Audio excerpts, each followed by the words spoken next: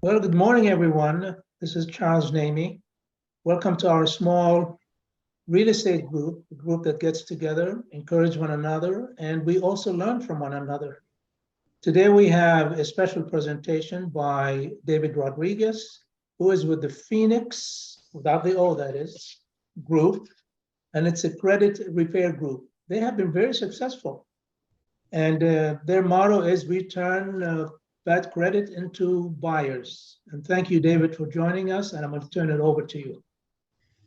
Awesome. Thank you so much, Charles, for inviting me, Chris. Really appreciate the opportunity. And guys, let me start with the elevator pitch, right? That's always a good way to get going. So David Rodriguez here with Phoenix Group. I'm a credit expert and on a daily basis, I work with real estate agents and loan officers all across the country. And when you guys run into buyers that are having trouble qualifying for a mortgage, that's where I come in, whether it's low credit scores, debt to income issues, student loan concerns, anything that might be holding your buyer back. It's my job to develop a game plan for that. When we talk about credit repair, everybody who's been an agent has had some sort of story about credit repair not working out. And I've been in this industry since 2011. I've looked at tens of thousands of credit reports over the years. I've helped thousands of people buy houses over the years.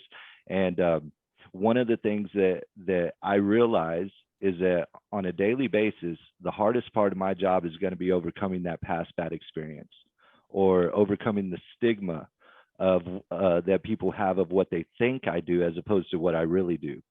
And I found that the easiest way for me to overcome those things is by doing two things. Number one, knowing what I'm talking about. I prefer the term credit expert. It's not to be arrogant, it's not to brag or boast, but the way I put it in perspective for people is if I go to a credit repair company today and get hired with zero experience, they're immediately labeling me a credit specialist.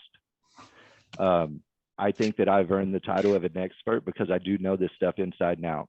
The second thing that I can do to overcome those objections is be honest. I don't like to be considered a salesman, even though I sell a product. I do an analysis. I break down a person's individual situation and I lay out a game plan for them to be able to get to their goal. If that makes sense to them, then they will jump on board. I feel that as though I'm in a little bit of a luxurious position where I get to pick and choose who I want to work with. I can't necessarily get somebody in this program who is not going to be able to do the legwork that I need them to do. And so because of that, when I go through a pre-qualification with somebody, I'm very strategic in my questioning and trying to determine, how serious is this for them? Are they really in a position to where they want to be buying a home? And if I see that and I see success on their file, then we'll talk about moving forward. So I know that one of my favorite things to do is talk to real estate agents because the way I see it is you guys are out there on the front lines. You're catching these buyers first at an extremely high emotion, right? Somebody calls you up today and says, Chris, I fell in love with this house. I want to buy it today. You send them over to your lender to get a pre-approval and they get denied. What happens then? That's my question. What happens to that buyer after that? And with all respect to lenders, they do have some tools available. The Wayfinder, the What If Simulator, to run some scenarios and see if we can get that buyer to the closing table. But how many times have y'all sent a buyer to a lender, they got denied, got that Wayfinder or simulator statement, and then they just disappear? It's not really a game plan. And unfortunately, those simulators are only as good as the information you give it. So if you don't have a real understanding of credit, then running those scenarios could backfire. And so when I'm talking with agents like you guys, here's what I would suggest. You talk to your lenders, ask them, hey, if I send this buyer over to you and they get denied, what kind of resources do you have to help them qualify? And you'd be surprised at how little they actually have. And I'm not dogging on lenders. I love them. They're my best friends in this industry. But the way I see it is we all have to work together. Real estate agents, loan officers, credit restoration, because at the end of the day, our number one goal is to get this buyer into a home. We can't just send them away. Well, here, go get this done and come back and I'll follow up with you in 3 or 6 months. That doesn't work. So, you know, unfortunately, when it comes to credit and buying a home, one of the things that I've realized is that most credit restoration companies, they don't know mortgage. They don't really know underwriting. They don't know what it takes to be able to become a homeowner. Every single one of you guys understand that it takes more than credit scores. So, you know, that being the case, you know, depending on which lenders you guys are using, I know their overlays. I know what extra stuff that they can, I know what they can get away with. I know what they can't get away with. It helps me streamline my process for your buyers. So talk to your lenders, see what kind of resources they have. They don't have to use me. I wish they would, because we got a heck of a high close ratio. Bottom line, somebody gets in the program and does what I tell them to do, they're going to buy a house. We don't miss. That's just it. So now I want to kind of touch on the way the process works. I want to kind of squash some myths and some general thinking about credit repair. Basically, what it all boils down to is validation of debt, right? Somebody wants to start fixing their credit. They start going online to figure out, how do I remove these collections? How do I address my credit? The first thing that they're going to come up with is a dispute, right? Dispute the accounts with the bureaus. And Vlad, being a lender, he can attest to this. If you send a file to an underwriter with disputes all over it, what's happening? Nothing. They're kicking it back, saying that's not going to fly, right? You can't have accounts in dispute for the most part. And so credit repair in general, it creates disputes. If you reach out to your credit card company and say, hey, I don't recognize something on my credit report, immediately you're having dispute verbiage show up. So that's just the tip of the iceberg when it comes to the knowledge of underwriting, right? Most credit repair companies, when they're disputing these things, they're only disputing with the 3 bureaus. Now, going back to the nuts and bolts of credit repair, validation of debt, when you dispute an account, you're basically going back to the bureau and saying, hey, I see something wrong with this account. I need you to investigate it and verify it. But the reality is, these credit bureaus have no idea what the truth of the matter is. They're not the ones that this consumer did business with, right? They don't know. They don't know if it was actually late. They don't know if the balance is correct. All they know is the information that they are given by the creditors. So this is the biggest problem with most credit repair companies. They do not address the original creditors, the finance companies, the collection agencies. We even go so far as to go to the Department of Ed for student loans, LexisNexis for public records. Is anybody familiar with LexisNexis? No? Some yeses, some nos. So LexisNexis is essentially a 4th credit bureau. And this is where all of your public record information is. Judgments, liens, things like that. Bankruptcies will be shown in a LexisNexis report. And when you send a client, when the lender starts crunching numbers and doing all the docs that they need, one of the things that they will pull is a LexisNexis report to see if there's any outstanding judgments or liens on properties and whatnot. And so we've all seen the advertisements from credit repair saying, hey, we've got a process that can legally erase, you know, student loans and bankruptcies and judgments. No, you don't. Basically, no, you don't. You don't have that. So, and the reason I say it like that is because those companies are only going back to the bureaus. 7, 8, 10 years ago, a bankruptcy would show up on a credit report. It doesn't show up on a credit report anymore, for the most part. Sometimes you can see it, but that is listed in a different entity. We're probably the only company in the country that knows how to properly audit LexisNexis, and it's a big deal.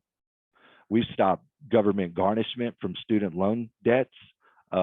We've cleared out LexisNexis reports. We've gotten people out of Cavers, which Cavers, again, this might be something Vlad knows, but Cavers is another system that your lender is going to look at.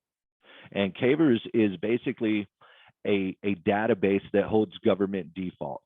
student loans, government overpayments for military, SSI overpayments, things like that. They're listed in a CAVERS. If you send a buyer to a lender and they're in CAVERS, they're absolutely radioactive for any sort of government product. They have to go conventional. And if y'all noticed right now, conventional loans right now are not very attractive. You're getting a much better rate with an FHA.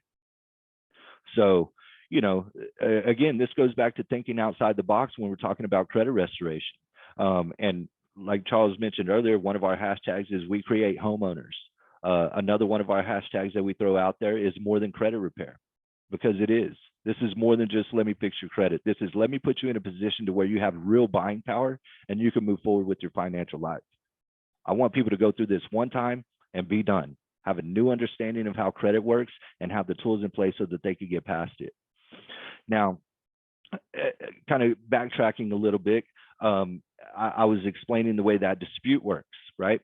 So disputing with the bureaus is a very low level thing. It's how it's always been done, and people just have not adapted. So with our process, we only have 4 rounds of audits that we go through. Each round's a little more aggressive than the last, but it's about a progression of digging out this documentation. Basically, if it's on your credit report, that creditor has a legal obligation to be able to show you documentation to prove that not only is it yours, but every single thing that's being reported is correct. From the dates, the payments, you know, some people think, oh, they spelled my name wrong. That's a clerical error. That's not going to get you out of this debt. You know, so and we've all heard about, you know, people leveraging certain laws. We leverage laws to see resolution. Okay, well, how are you leveraging those? If you're only going back to the credit bureau, you're missing 90% of the Fair Credit Reporting Act, which is designed around the creditor. So everybody talks about FCRA violations. It's very rare. You know, you don't see FCRA violations anymore. People talk about going to the CFPB. Well, that's a tool if you find a violation. If you find a violation, okay, now let me go to the CFPB and tell on you. You know, so there's a lot of misinformation out there about how people are actually leveraging these laws. So what we're trying to do here is when we go after these companies, we tell them, okay, guys, and we're going after, again, original creditor, finance company, collection agency, all 3 of the bureaus, and anybody and everybody else who's had their hands on these accounts. And we're telling them, look, you've reported this information. We have a right to know it's true and accurate. Give us the documentation. And when they respond, we're getting stall tactics. You're going to get the runaround, because at this point, these companies don't know that I'm involved. They think they're dealing with the average consumer. And, you know, the reality is, what do most people know about consumer and federal law as it relates to credit reporting? Nothing, right? And these companies know this. So they're going to come back and give stall tactics saying, hey, we checked on the account. Everything looks good on our end. Or they're going to send a 1-page statement saying, here's your bill. You need to pay it. An individual trying to do this on their own, they might get intimidated reading this fancy verbiage, you know, on this nice letterhead saying you owe us money, and that's where they pull out the debit card, right? So that doesn't constitute validation of debt. You can't just come back and tell me, where is the paperwork? So when we get those types of responses, we're going to be documenting them and start building up a legal paper trail. Now we go back and forth with them a couple of times, and they start to give a little bit of documentation. One of the things that they like to pull out in the second, third round is a billing history. So if you had an account for many, many years, and you're asking this company, prove that it's my debt, and they send you a stack of papers 50, 60, 100 pages deep, and your name and address are on every single page, what are you going to think? I guess it's mine. They got me. My name's all over this stuff. And here's how I put it in perspective for people. Think about my name, David Rodriguez, and I live in Texas. How many of us do you think there are? Small army. I'll just tell you that. Yes, David. I mean, there's another David right here, San Miguel. You know, that's a pretty common name too. And I'm not the only one with the Chase account or an Amex credit card. So just because you send me some statement with my name on it doesn't mean that you don't have me mixed up with somebody else. It doesn't constitute validation of debt in most cases. But again, they think they're dealing with an uninformed consumer. This is definitely something that's going to overwhelm them. They're going to think 2 things. They're going to think, okay, my name's all over everything. I guess that's it. Or they're going to sit back and think, I am way too busy to be digging through this stack of papers looking for some error that I don't even know exists. And they're going to give up. So again, we'll document that response. So after the third round, this is where we've gone back and forth, got plenty of documentation from them, clear evidence that there are possible violations in consumer and federal law. Now we go back with an ultimatum. Okay, Mr. Creditor, we've been asking you over and over again to validate this debt.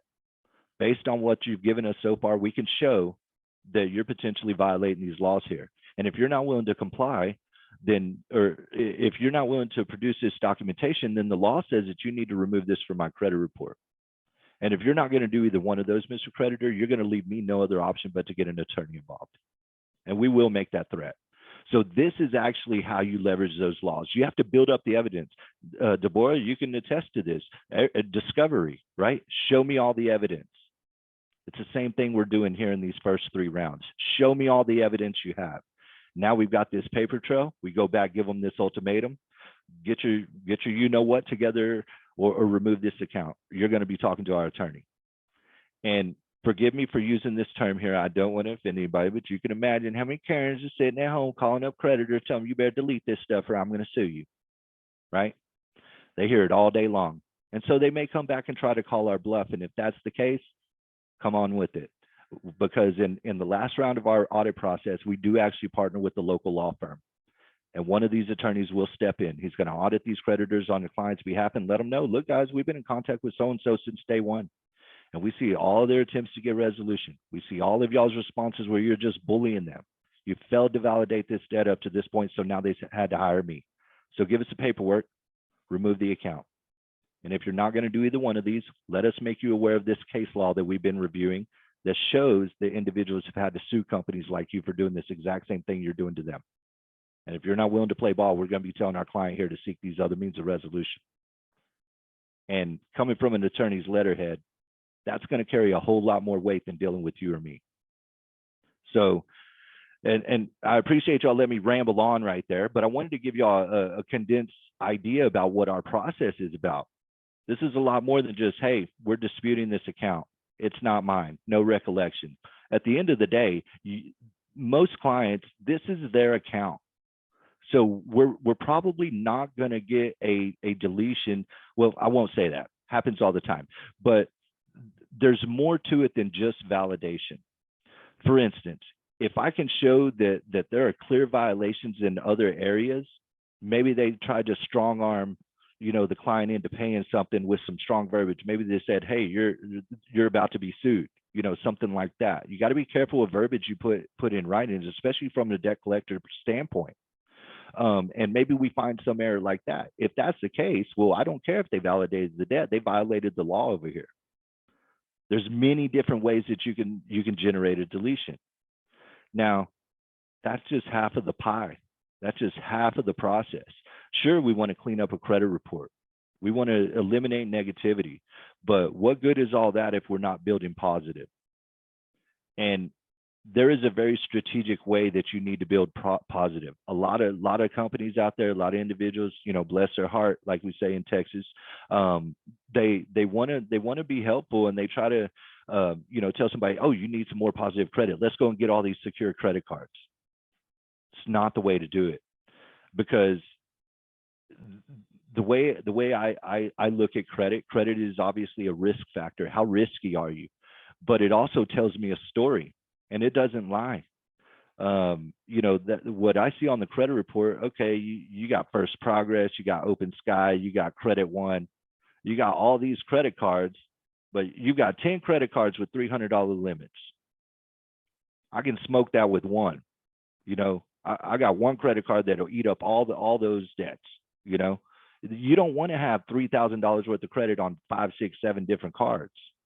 Why not have 50,000 on 2? So you've got to be very strategic in how you're building credit.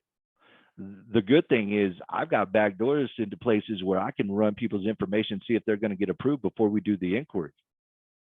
When I apply for something for my client, it's a done deal. It's not, well, let's see if it works. None of that. And we're not going to get secure credit cards. We're building an image. Your credit report is a story about you. Guilt by association is a real thing. If I look at this credit report and see all these second-rate, second chance banks, you know, you're dealing, and I'm not trying to take shots. I mean, everybody goes through something. You got to have a car and finance it. But if you got Santander or Bridgecrest and, you know, Open Sky credit cards, First Premier credit cards, that's not a strong file. You had to pay for that credit, you know. But if I look at a credit report and you got, you know, an Amex, a Chase, Sapphire, a Discover card, you're doing business with, you know, GM Financial, you got a credit union giving you personal loans, that's a much different type of buyer. So how do we get these people, these borrowers and these buyers, how do we get them out of the mindset of I just need to build some credit to I need to build a reputation on paper? So it's something that I try to make sure everybody that I talk with has an understanding of. We're going to build credit the right way. We're going to change the way that you think about credit, and we're going to instill some principles in you moving forward so that you never have to call me again. I don't want repeat business. If I have repeat business, I feel bad that what did I miss? What did I not teach them? Sometimes people are just irresponsible. But, you know, so I don't want to bore you guys to death with you know, the semantics of how the process go, but I think I thought it was very important that I explain the way our process works, because it is much different than let me go and dispute some stuff, you know. And at this point in my career, like I said, I've looked at tens of thousands of credit reports over the years. I've helped thousands of people buy houses. I've been doing this for over a decade. When I look at a credit report, I know exactly who I can help and who I can't. And if I see the success for your buyer and I see the determination in them that they're willing to do the work that I need them to do, and it's easy stuff. I'm not going to ask them to carry a large weight, but I need them to be on top of things. If I feel confident with both of those, and we're going to be moving forward. If for some reason I don't see success or I don't feel that they're going to, you know, be up to par, then very professionally, I'm going to break down their situation with them. And I'm going to tell them what I see, and I'm going to give them some sound advice and tell them, okay, here's your homework. Go knock this out. Get that done. Come back and talk. Either way, with or without me, they're going to have some sort of game plan. So let me ask you guys, what kind of questions do y'all have about credit? What are y'all running into with your buyers? What kind of concerns do you have? How can I help you grow your business? Well, thank you, David. I wanted to make a comment about your presentation. It's not blabbering. It is incredible information. Amazing. I made a couple of points here to say you're putting the creditor on the defensive right up front. If they can't prove the credit, then it's eliminated, so to speak. Mm-hmm. And one question I have is, how many of those creditors do produce the documents about that particular area of charge or credit? Here's where it gets fun. Everybody responds. You know, so here's something that a lot of credit repair companies say. When you ask them, okay, what are you going to do for me? They're going to say something like, well, we're going to dispute this information with the credit bureaus, and if they don't respond in 30 days, they're going to have to delete it. Everybody responds. Now, do you have the knowledge? Do you have the understanding to be able to break down that response and find those inconsistencies, find those violations? Because again, at the end of the day, you can tell me till you're blue in the face that I owe you this money, but until you produce that original contract, that full detailed billing history and an itemized breakdown of these charges, I don't have to pay you nothing. It hasn't been validated. So, and I'm glad you asked that question, because that brings up something that I do want to touch on with you guys. Property management, right? People have evictions, people have broken leases, whatnot.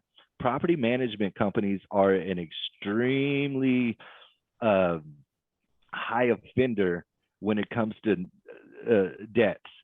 And sometimes, you know, somebody will, I'll give you a quick example. Had a client a few years back. She was in an apartment, satisfied her lease, paid everything.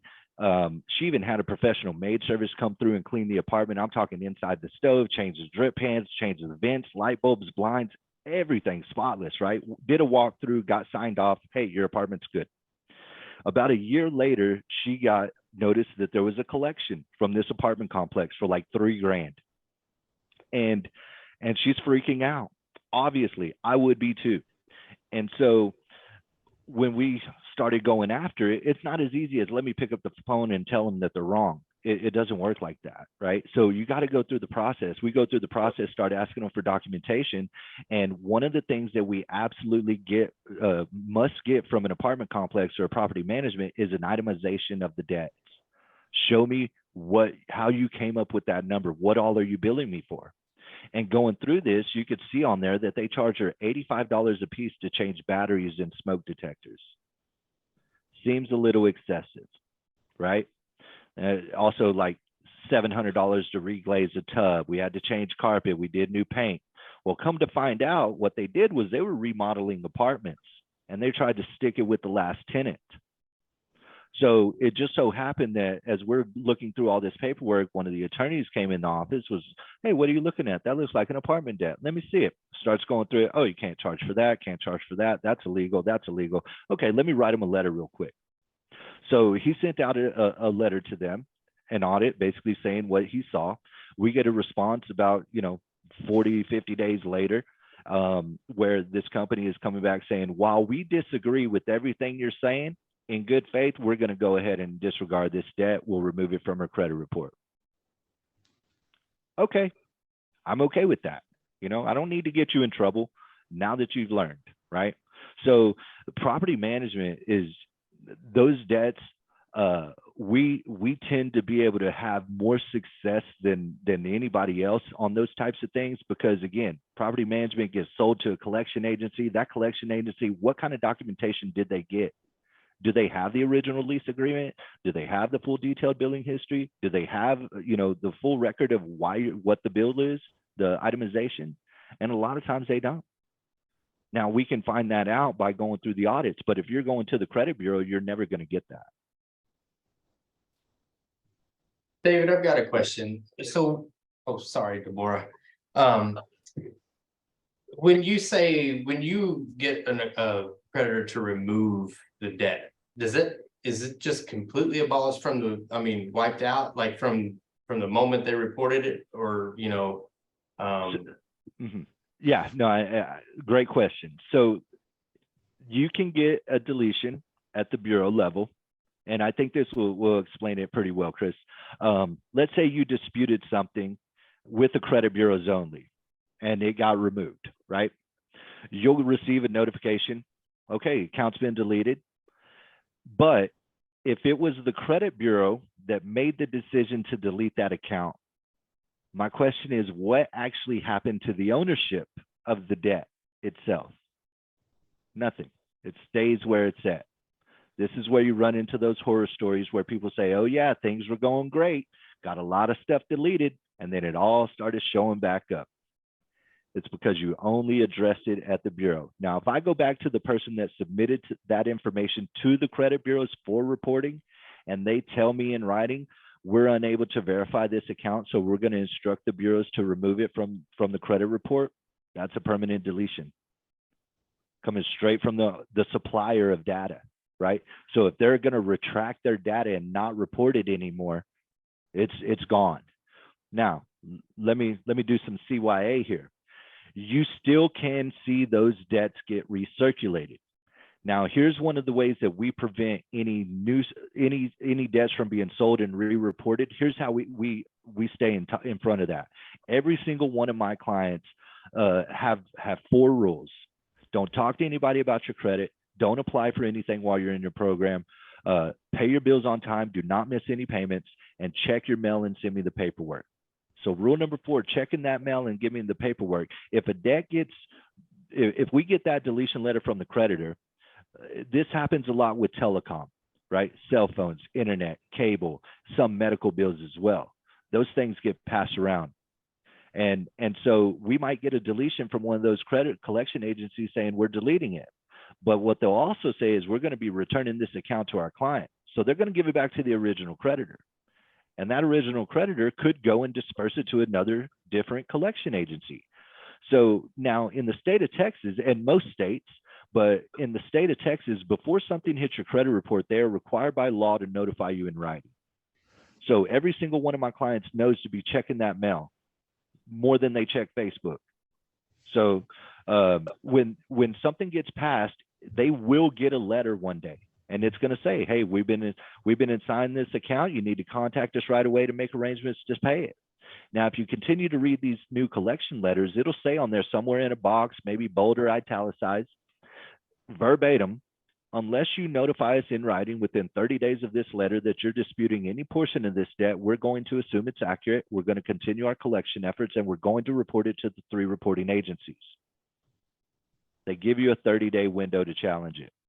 So every one of my clients understands that I need that mail like yesterday.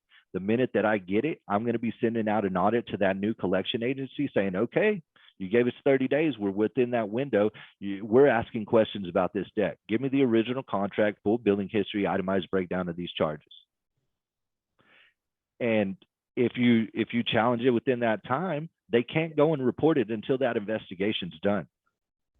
And, you know, if ABC collection agency, if we got to remove from the credit report at that level and then they pass it around to somebody else, well, what kind of documentation did this new company get? Probably not much, right? And let's get down to the brass tacks. Let's think about what a collection agency's business model. They build call centers, people wearing little headsets like this, pounding out the phone on a dialer, right? The goal for them is to get little Miss Mary on the phone, scare her to death, and make her pull out her debit card, right? They just want money. They don't want to go through this.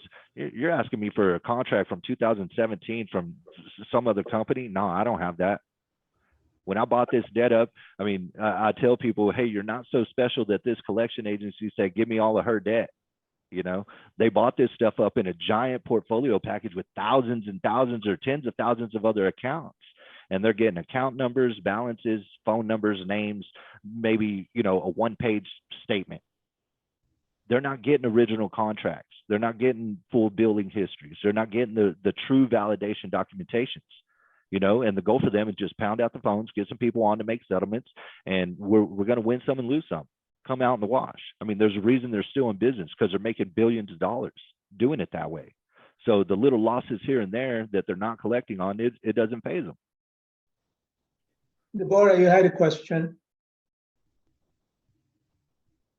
Yes, my question is about student loans. I was wondering if David had any idea how this business with student loan forgiveness is going to work out. I guess we'll hear before, it's May already, so we should hear by the end of June. But I've had clients who have the trouble, as you would expect, with, you know, the back end ratios, thinking they're, oh yeah, we're ready to move in. They start packing, and then they find out they have issues with back end ratios. So yeah, mostly young people, a lot of them due to their, you know, $200,000 worth of student loans. So what do you think about that? Yeah, so, and a great thing to bring up. I love talking about student loans. So here's the issue. Back in 2020, this thing called COVID happened, and a response to COVID was the CARES Act. Is everybody familiar with the CARES Act? This is why we got, I say we, people got checks. I didn't get any. Where they sent out the stimulus checks and different things. One of the other issues was they put all federal student debt on pause. So from March 20th, 2020, no student loan payments were being taken. Nobody was being collected on. No payments, no interest, right? So just stopped.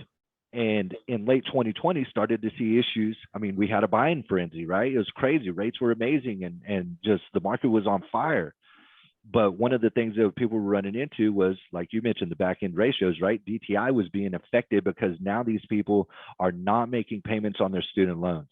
Now, the way that this works on the lending side, let's say somebody has $50,000 worth of student loan debt, right? And they're in deferment, not making a payment. At that time, the lender had to include 1% of the total debt. That's a $500 a month payment. It's a lot of money. So it was killing people's buying power. We get you approved, but you know, you're looking to buy in Austin, we can approve you for $172,000. You ain't buying nothing, you know? It was just killing DTI. So one of the things that we started doing, and we've done this for a long time, but it wasn't as important as it was once this happened. One of the things that we also do in-house, free of charge for every buyer that needs it, is student loan consolidation.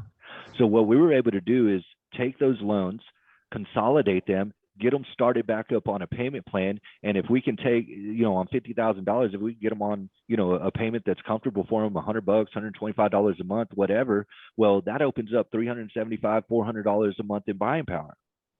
Now, let me put this in perspective. If a person takes on, we all know the rules when you're under contract, right? Don't buy nothing, don't do, right? The 10 commandments, so to speak. Well, here's the reason why that is so important. If you take on an extra $100 a month payment, that means that $100 of your monthly income is allocated to something else. You cannot use it towards the purchase of a mortgage. It doesn't seem like a lot. I mean, we spend that stopping at Buc-ee's or Racetrack and, buying stuff throughout the month. But if you take that number and you multiply it over the life of a mortgage, 360 payments, that's $36,000 worth of buying power. So your buyer doesn't qualify for $400,000. They can only get approved for 362 or 364, whatever it is, right? So another thing that to kind of go against the grain of credit repair somewhat is when people have collections, when people have collection debt, if it's not medical, if you add it up, it's over $2,000, your borrower is getting hit with a 5% penalty, right? So again, $2,000 worth of collection, that's $100. That's $36,000. Well, what if they've got $10,000 worth of collections, right? So in some of those instances, if it comes back validated, I'm telling your buyer, you're going to have to pay this debt off, right? Sometimes we got to bite the bullet and pay some people back. We got to be strategic about it. It's not just about, we don't want to pay it because it'll update. Well, it's killing your DTI. We're going to take a hit by paying it off maybe, but it's worth it in the long run. If it costs me $1,500 to settle this debt and it opens up, $60,000 worth of buying power, come on with it. I'm okay with that. Now, going back to Deborah and the student loans, another thing that we're running into is people are in default. Somebody's in default on their student loans. Again, you're radioactive. Nobody can touch you. You owe the government. Why is an investor that's supplying this money to buy your house for you and letting you pay them back over the next 30 years, why are they going to run the risk of giving a loan to somebody that's got the government after them? You're going to put a lien on that property. It's not a good investment. So again, that's where this student loan consolidation comes in very important. The government, Uncle Sam is a gangster of all gangsters. It's just what it is, right? He gonna get that money one way or the other, whether you give it to him, whether he got to come and take it. Now, when people are in default for too long, and I think this is a storm that's brewing, and I'll touch on the forgiveness part in just a second, Deborah. I haven't forgot about you. But this is very important because if you're in default for too long, you will start to get your income tax return garnished. After 2 years of income tax garnishment, they will come straight for your paycheck and they will take 50% of it and they don't care, right? They're going to get it. So, I've had people in those situations where we've been able to consolidate the loans, get them back on track, get them out of default, get them out of garnishment. And now, it's also a loan that you're going to have for 15, 20 years. They're going to give you 20 years to pay off 20 grand. I mean, if you bought a car today for $20,000, your note's going to be 4 or 5 years long, right? Well, that same debt, they're giving you 15, 20 years to pay it off. It can be comfortable. And so what we try to do is take those negative accounts that were in default, close them out, get them restarted. Now we built a foundational account that this person can build awesome credit on, awesome payment history for the next decade, at least, right? And it's comfortable. Now, when it comes to the forgiveness aspect, a couple of years ago, when the Biden administration just took over, they were talking a lot about $50,000 of student loan forgiveness. I don't know if y'all remember that.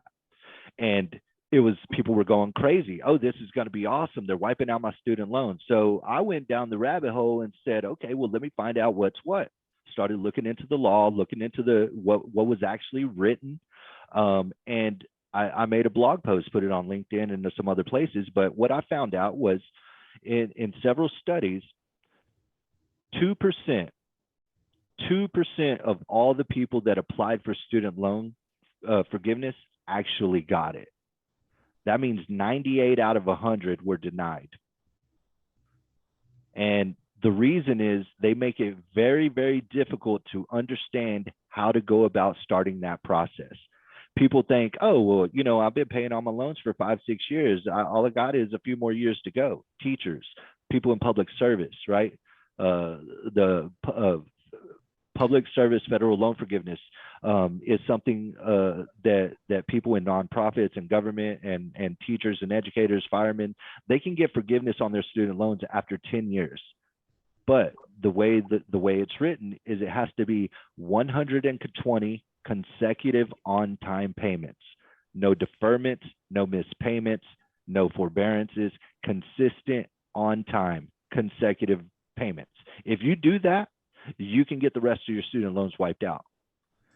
But people didn't know how to get that clock started. They thought it was automatically started, and it wasn't. So they've been paying on loans for 5, 6, 10 years and not getting any credit for it.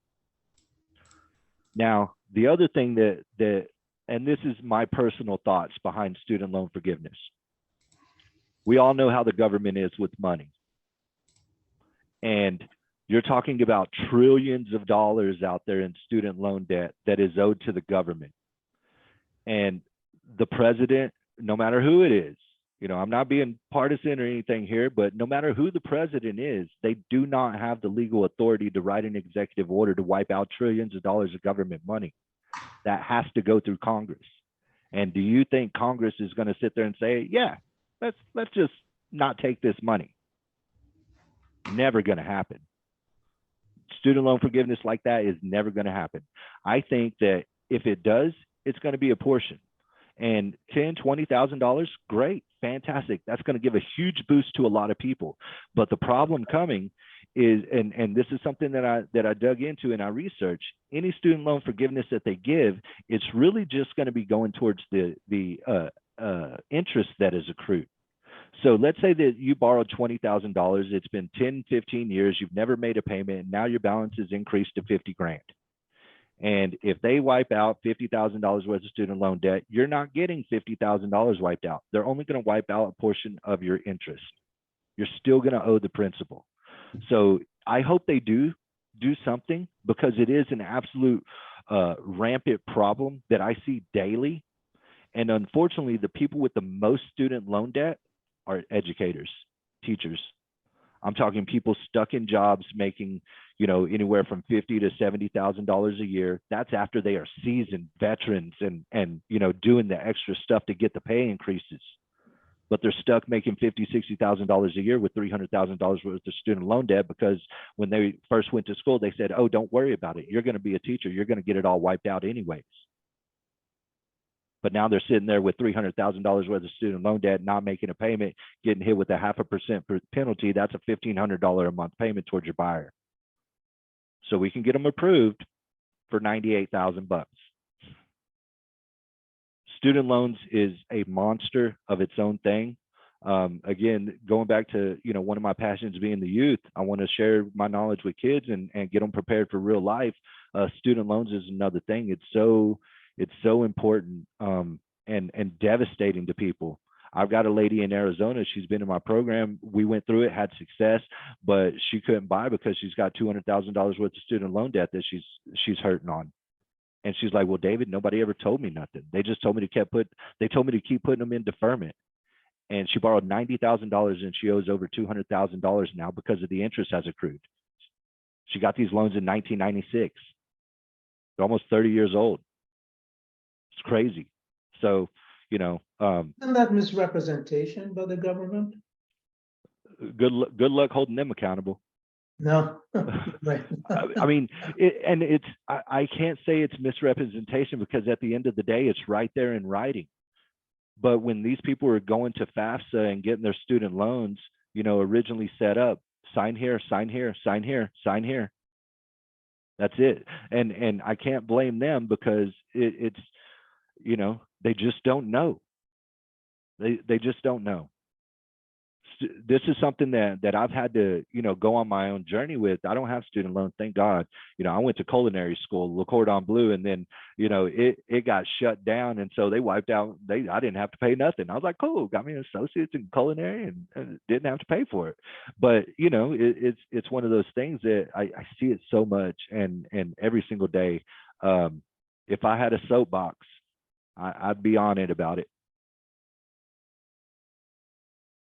Great. Any other questions, guys? What a presentation, David. It's amazing. We appreciate it Yeah, very much. Thank you so much. Any comments or any more questions? to Hey, David? David, let me jump in real quick. What's the estimated time frame? I know it can vary, but typically, what would you say ballpark time frame for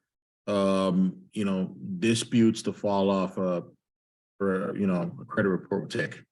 Are we talking specifically to get disputes removed? I'll answer a couple different ways. So disputes I could get disputes removed within about 72 hours. If that's a problem, because it can be. As far as how long does our process take? Well, we only go through 4 rounds of audits. Each round is about 55 days right now. So 55 days, we're looking at somewhere between 6 and 8 months typically that for our program to run its course. That being said, about a month and a half ago, we had somebody get 100% deletion in 28 days. Mid 5s to mid 7s, 28 days. My guidelines are typically, I'm going to talk with the buyer, see what their timeline is. And I don't think it's to a fault, but I'm very transparent and open with people. I don't have time to waste with time wasters. I don't have time to waste with, sugarcoating. I'm not here to fluff you up. You want to buy a house, I'm going to lay out the facts and tell you how to get there, whether you like it or not. I'm very professional, very courteous, right? Empathetic. I'm not going to be rude to them, but we don't have time to waste. I'd much rather have you upset with me for telling you something that you might not want to hear than have you upset with me for thinking that I misled you. And so when I talk to that buyer and I hear their time frame, if I do the analysis and feel like we're going to get there, then I'll tell them about it. But I'm also going to be under promising, over delivering. I'm going to prepare them for the long haul. I'm typically looking to see if I could get it done in about 6 months. But some people I may be able to get done with my program in 2 or 3 months. And after that, it's on them to continue maintaining good positive habits, building more payment history to be able to grow that score more. But yeah, a 6-month program is pretty typical. It turns into a gray area depending on the buyer and their current situation. Somebody with nothing but bad and no positive, that's going to take, I may be able to have a lot of success with the negativity, but it's going to be the building the history part that's going to take time. It can't just slap, 2 years of credit history on somebody. And a lot of times you get a kickback, even with a good score and low debt, they still get denied because credit's too young. You get that code 14. Code 14 on a mortgage report is 2 new accounts, too many new accounts recently opened. It can be a problem. So, but again, I'm very transparent. I lay it out for people. And for instance, Vlad, let's say that you sent somebody over to me. The first thing that I'm going to do is have about a 20-25 minute conversation with them. I'm going to explain the way my process works, and I'm going to ask them some questions about their story, right? Tell me your story. What is it we're trying to do? I'm going to manage those expectations from the get-go. I'm talking about realistic timeframes. I'm talking about realistic expectations. You're probably going to make some settlements. I'm talking about money up front before I ever look at a credit report. Let's get the scary stuff out of the way. There's 3 things that people want to know when they pick up the phone with me. What do you do differently? Can you really help me? And how much is it? That's it.